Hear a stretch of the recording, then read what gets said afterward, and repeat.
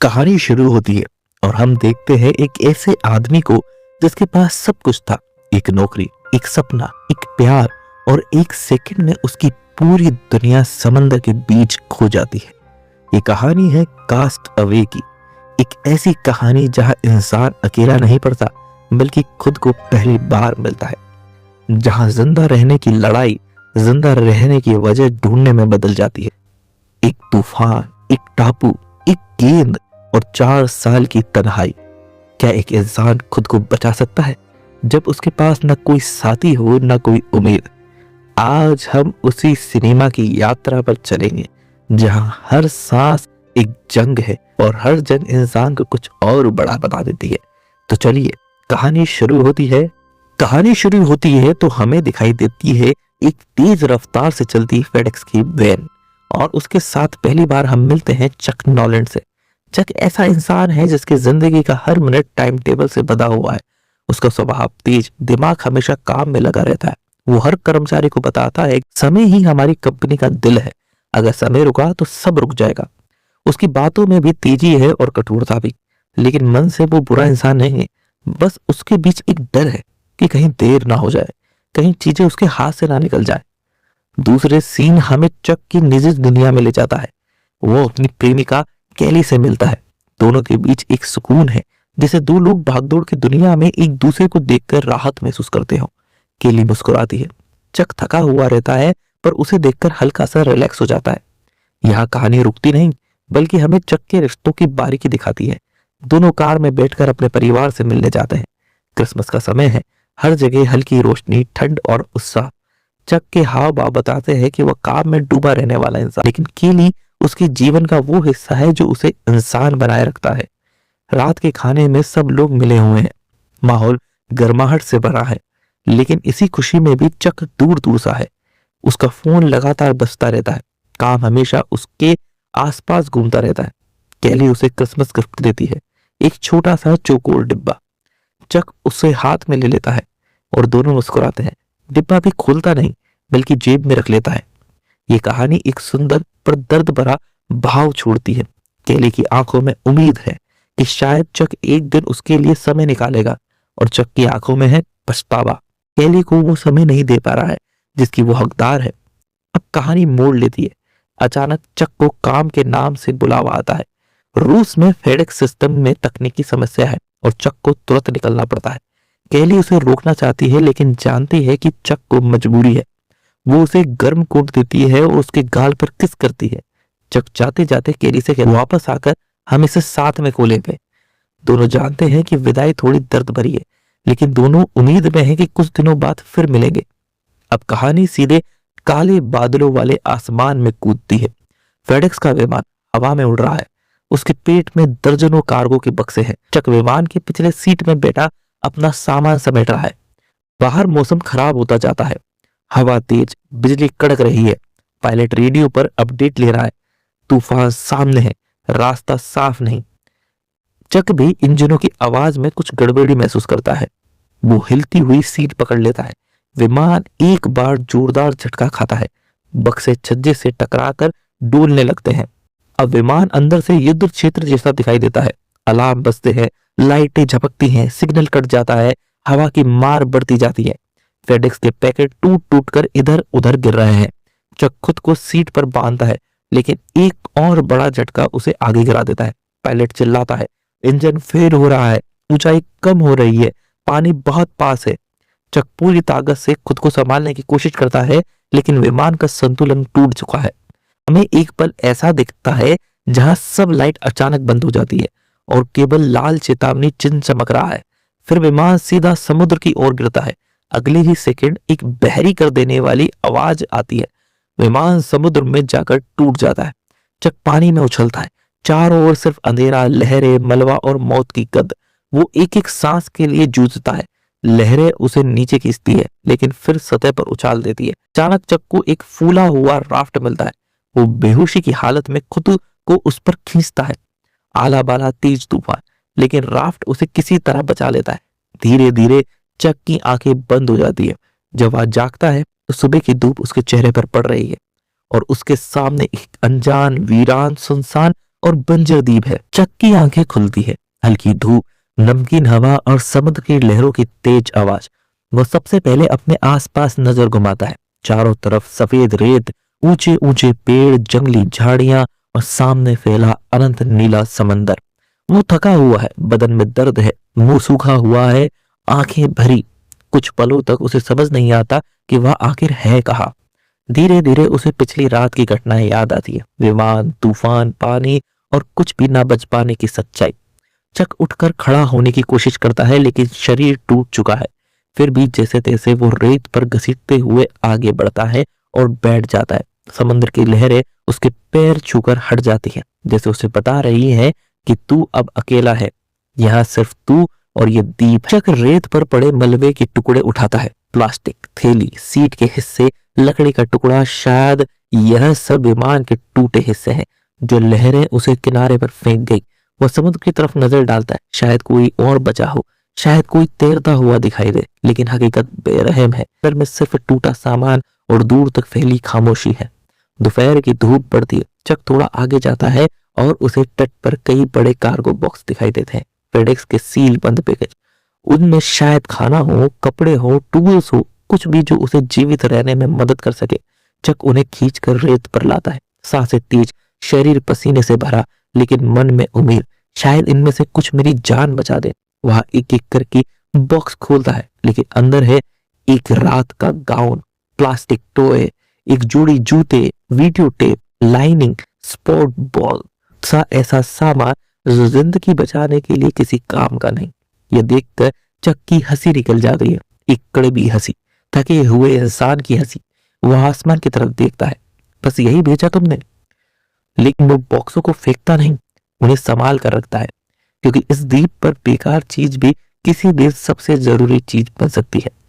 दोपहर ढलती है। चक अपने जूते कसकर पहनता है। द्वीप की गहराइयों की ओर, घने पेड़, कांटेदार झाड़ियां, उमस भरी हवा, जंगल की आवाज, कहीं पक्षियों की चीख, कहीं पेड़ों की सरसराहट, कहीं दूर जानवरों जैसी हल्की आवाजें। चक पहाड़ी पर चढ़ता है, जहां से पूरा द्वीप दिख सके। ऊपर पहुंचने में उसे कई बार गिरना पड़ता है, लेकिन आखिरकार वह चोटी पर पहुंच जाता है। वो चारों ओर नजर डालता है। कहीं कोई इंसानी निशान नहीं, न नाव, न घर, न धुआं, न सड़कें, कुछ भी नहीं। बस प्रकृति, कच्ची, कड़क, बेरहम। उसके चेहरे का हाव भाव बदलता है। अब उसे समझ आता है कि वो किसी टूरिस्ट आइलैंड पर नहीं है। वो एक पूरी तरह से वीरान, अनजान, जंगली द्वीप पर है, जहां शायद सालों से कोई इंसान कदम तक ना रखा हो। ढलती शाम के साथ हवा ठंडी हो जाती है। चक को घुटनों तक गीले कपड़े चिपके हुए महसूस होते हैं। वह समुद्र के किनारे एक सुरक्षित जगह ढूंढता है, जहां पेड़ों की आड़ हो और जंगली जानवरों से बचाव। वो राफ्ट को खींचकर किनारे लाता है और उसे उल्टा करके उसके नीचे बैठ जाता है। अंधेरा छा जाता है। जंगल से अजीब अजीब आवाजें आने लगती हैं। कभी पत्तों की चरवराहट, कभी किसी जानवर की दूर चीख, कभी समुद्र की तेज लहरें।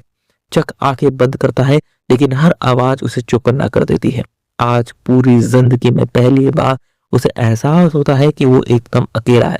उसके पास न हथियार, न खाना, न आग, न सुरक्षा, और सबसे डरावनी बात, कोई नहीं आएगा उसे बचाने। कई घंटों की बेचैनी, कांपते हाथ पैर और भारी सांसें, अंत में वह थक कर सो जाता है। सुबह सूरज की तेज रोशनी उसके चेहरे पर पड़ती है। चक की आंखें खुलती है और सबसे पहला एहसास होता है भूख। पेट में दर्द जैसा एहसास, गला सूखा, मुंह में खारा स्वाद। वह उठकर समुद्र की ओर जाता है और 2 हथेलियां पानी में डालकर पानी पीने की कोशिश करता है, लेकिन तुरंत थूक देता है। खारा समुद्री पानी प्यास और बढ़ा देता है। चक को समझ आता है कि उसे मीठा पानी ढूंढना होगा, वरना जीवित रहना असंभव है। वह जंगलों की तरफ बढ़ता है कि बीच से छोटी सी धारा मिलती है जहां मीठा पानी बह रहा है। वह फिर जमा कर नीचे बैठता है और भरपूर पानी पीता है। उसे आज पहली बार एहसास होता है कि जीवित रहना कितना मुश्किल है। चक समुद्र में जाकर मछली पकड़ने की कोशिश करता है, लेकिन ना उसके पास जाल है, ना कांटा, ना कोई हथियार। वो नुकीली लकड़ी से मछली मारने की कोशिश करता है, पर हर बार असफल। मछलियां तेजी से निकल जाती है। वह झुंझुलाता है, थकता है, लेकिन हार नहीं मानता। समुद्र में उसके हाथ पर एक पत्थर लगता है और उसका हाथ कट जाता है। खून निकलने लगता है। वह झुंझुलाहट में फेडेक्स की बोरी में हाथ मारता है और उसका खून एक सफेद स्पोर्ट बॉल पर लग जाता है। वो गुस्से में उसे उठाकर फेंकने लगता है, लेकिन अचानक उस बॉल पर उभरा हुआ खून का निशान उसे इंसान के चेहरे जैसा लगने लगता है। वो बॉल को पलटता है, देखता है, उसे साफ करता है और अपने हाथ के निशान को देखकर उसे उसमें 2 आंखें, एक नाक और मुंह बनाने का विचार आता है। वो उसी पल पहली बार पूरी तरह अकेला होते हुए भी अपने आप को अकेला महसूस नहीं होने देता। वो बॉल को देखता है और कहता है, विल्सन। बस उस पल चक इस वीरान दुनिया में एक साथी बना लेता है, जो ना बोलता है ना सुनता है, लेकिन फिर भी उसके लिए जिंदा जैसा बन जाता है। ये अकेलेपन से लड़ने का उसका पहला हथियार है। सूरज ढल रहा है, हवा तेज हो रही है। चक को आग चाहिए, गर्माहट के लिए, सुरक्षा के लिए, खाना पकाने के लिए और उम्मीद के लिए। वो 2 लकड़ियां रगड़ता है, उसमें चिंगारियां निकालने की कोशिश करता है। घंटों तक हाथ छिल जाते हैं, उंगलियां कट जाती है, पसीना टपकता है, लेकिन आग नहीं जलती। गुस्से में वह चीखता है, क्यों नहीं जल रही है आग? लेकिन वह हार नहीं मानता, फिर कोशिश करता है, बार बार, सैकड़ों बार। आखिरकार एक छोटी सी धुआं की लकीर उठती है। चक उसे देखकर हैरान, डरा पर खुश, जैसे किसी टूटे हुए इंसान को कोई नई जान मिल गई हो। वो सावधानी से सूखी घास डालता है, धुआं बढ़ जाता है, फिर एक छोटी सी लो उठती है। चक खुशी से चिल्लाता है, आग, आग, आखिरकार आग। वह कूदता है, ताली बजाता है, हंसता है, रोता है। आज उसने प्रकृति पर एक छोटी सी जीत हासिल की। आग मिलते ही चक समुद्र के छोटे छोटे केकड़े पकड़कर लाता है और उन्हें पकाता है। पहले तो उसे केकड़े खाने का स्वाद अजीब लगता है, लेकिन भूख सब कुछ उसे आसान कर देती है। वो धीरे धीरे खाता है, हर बाइट में उसे जिंदगी का स्वाद मिलता है। वो विल्सन को देखता है और मुस्कुराता है, हम जिंदा हैं दोस्त, अभी जिंदा है। कहानी आगे बढ़ती है। 4 साल बाद चक अब एक अलग इंसान बन चुका है। उसके बाल लंबे हैं, दाढ़ी बढ़ चुकी है, शरीर दुबला पड़ गया है, पर आंखों में एक नई समझ, एक नई शांति है। वो अब प्रकृति से लड़ना सीख रहा है। वो अब प्रकृति को समझ चुका है। समंदर को उस पार एक छोटी सी रोशनी, चक की सांसें रुक जाती है। वो चिल्लाता है, वो तोड़ता है, वो कोशिश करता है, लेकिन वो जहाज बहुत दूर है। मगर वो पहली बार उम्मीद महसूस करता है। चक फैसला करता है, अब जाना है, अब रुकना नहीं है। वो पेड़ों को काटता है, रस्सियां बनाता है, नारियल के रेशों से नोट बांधता है। आखिरकार एक राफ्ट बनती है। विल्सन को बांधकर अपने साथ लेता है और ये दृश्य बेहद भावुक है। रेडी विल्सन, चलो चलें। वो समुद्र पर निकल पड़ता है। लहरें पड़ती है, सूरज निर्दयी है, बारिश बेरहम है, लेकिन चक अब हारने वालों में से नहीं है। एक रात तूफान आता है, लहरें राफ्ट पर टूट पड़ती है। चक बेहोश हो जाता है और सुबह आंखें खुलती हो तो देखता है विल्सन गायब है। चक पागलों की तरह समुद्र में कूद जाता है, चिल्लाता है, रोता है। विल्सन दूर जा चुका है। I am sorry Wilson, I am sorry. ये सिर्फ एक गेंद नहीं थी, वो उसका दोस्त था, उसका थेरेपिस्ट था, उसका सैनिटी थी। ये दृश्य फिल्मी इतिहास के सबसे भावुक पलों में से गिना जाता है। ठीक उसी समय एक जहाज दिखाई देता है। ये कोई कल्पना नहीं, इस बार सच में है। चक बेहोश हो जाता है और फिर चक अब वापस सिविलाइजेशन में है। लोग उसे गले लगा रहे हैं, सब रो रहे हैं, मीडिया उसे चमत्कार कह रही है, लेकिन चक सबसे ज्यादा किसे देखना चाहता है? कैली को। कैली अब किसी और के साथ शादीशुदा है, उसकी बेटी है।